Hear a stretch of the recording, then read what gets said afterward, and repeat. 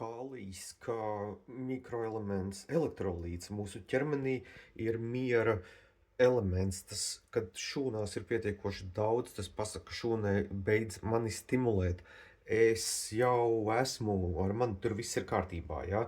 Un līdz ar to tāda šūna strādā ļoti efektīvi, nevar tikt pārstimulēta, nevar tikt nomocīta ar iekaisumiem. Iekaisums, viens no iekaisuma veidiem, kāds rodās tavā ķermenī, kad kalcijs lien tavās šūnās pa daudz. Piemēram, kad tu esi nevietā sadzēries lielas D vitamīna devas, tas var notikt, tas var izraisīt iekaisums tavās šūnās. Ir tīpaši sirds šūnās un nervu šūnās, tās ir tās, kas ar kalciju baigi darbojās.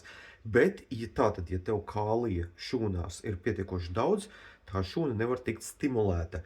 Un es visu laiku vāriet, es vāros par tēmu, vāriet dārziņu buljons. Es varu beidzot parādīt, kā es pats to daru. Es atrodu savā ledusskapī visskumīgākos dārziņus. Šis ir skumīgs kāposta gabals. Man ir savītuši veci, ne veci, vienkārši savītuši burkāni. Kartupelim nav vainas, es to vienkārši pielikšu klāt, ja?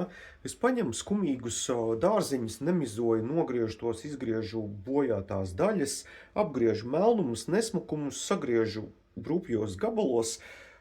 Var apcept, nav obligāti apcept, varbūt priekš garšas, liekas čakars. Met katlā, uzlej ūdeni, vāra, un zin, kas bomba, es klāt pielieku. Uz kābēto gurķu šķidrumu beigās pašķīdinu, izšķīdinu tanī tur zupā klāt, bet es nelēju visu uzreiz tanī katlā iekšā, un viņš tur sāks fermentēties. Es ielēju krūzītē uz vietas, ja? Un, 1:5 to gurķu šķidrumu, un pārējais ir kaulu buljons. Un dzeru tādu padzērienu, pielieku klāt garšvielas.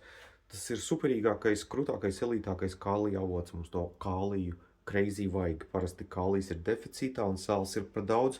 Un kad tu lieto pietiekoši daudz kālija, tad sāls tavā ķermenī dara tikai labas lietas. Ar to ir grūti pārspīlēt. Ar sāli ir grūti pārspīlēt, kad tu esi pietiekamā kālija stāvoklī. Ja tavai nierei vislabāk patīk izvadīt sāli ārā, nātriju, izmantojot kāliju 472.